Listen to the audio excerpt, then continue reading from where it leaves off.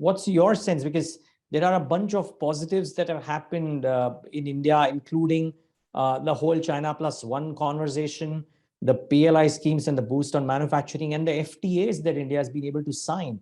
I don't know what kind of rewards will they reveal at some point of time, but with Europe, with Australia, with Middle East, there's a bunch of those conversations happening. How have you looked at India recently? Everything you said you're absolutely right, that the global context is favorable to India now, because I think that a lot of people will come back to China, but a lot won't. It's not just the lockdowns, it's the bad political relations between China and, I would say, broadly the West, but you could probably throw in another few countries on top of that, like Japan.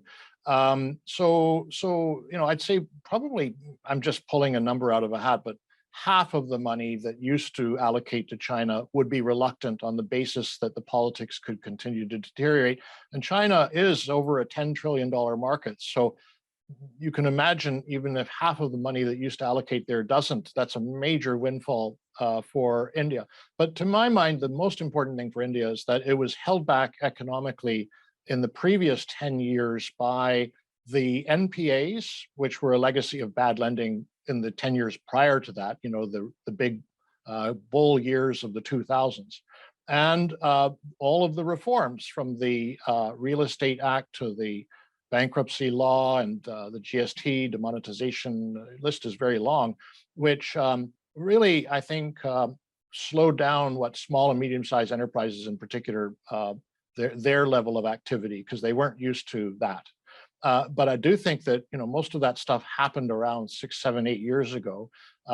It has been absorbed. The economy has acclimatized to it. So I guess what I'm trying to say is that the last 10 years were subpar economic growth because of the NPAs and the reforms.